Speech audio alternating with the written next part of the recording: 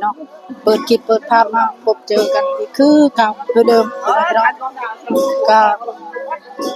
นี่ก็อยู่บ้านนาเก่งพี่น้องเนาะทางบ้านเนิร์ดก็ได้มางานบุญบังไฟอยู่ที่บ้านนาเก่งเมืองอุตมพร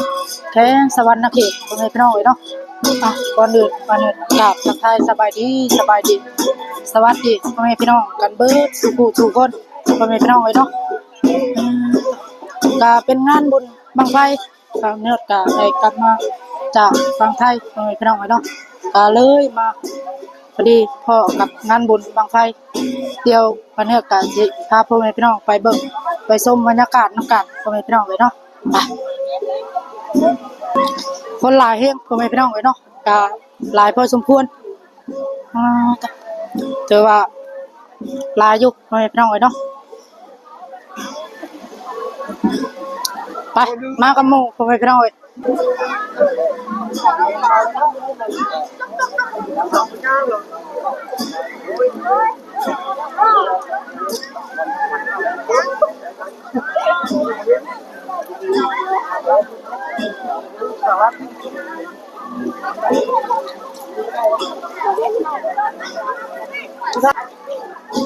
คนหลายพอสมควรพ่อแม่พี่น้อง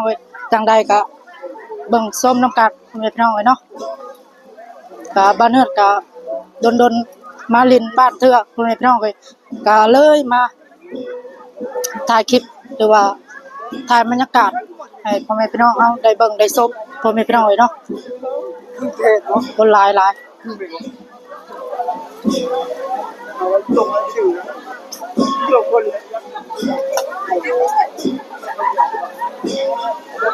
ผู้สาวก็หลายพ่อแม่พี่น้องเนาะ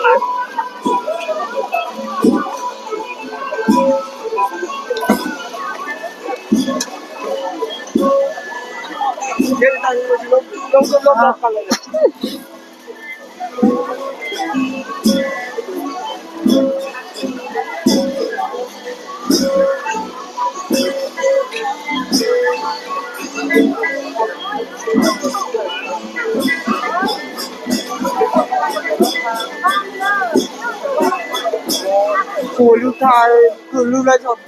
ลูกชายพี่ลูก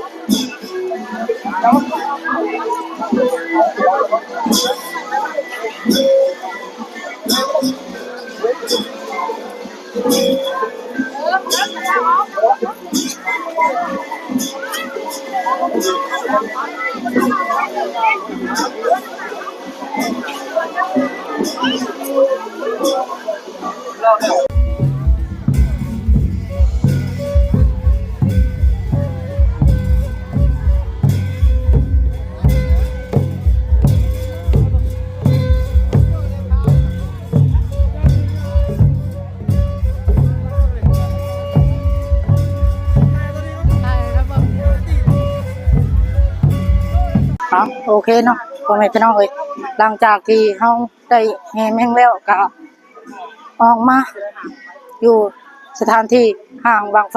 พ่อแม่พี่น้องเนาะจังใดก็ไปเบิ่งไปชมน้ำกันว่าห่างบางไฟหรือว่าบางไฟ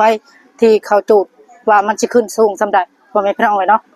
ก็ไปเบิ่งไปชมน้ำกันพ่อแม่พี่น้องเนาะก็คนก็เริ่มทยอยออกพ่อแม่พี่น้องก็คนก็หลายพอสมควรพี่น้องเนาะเพิ่นกำลังเริ่ม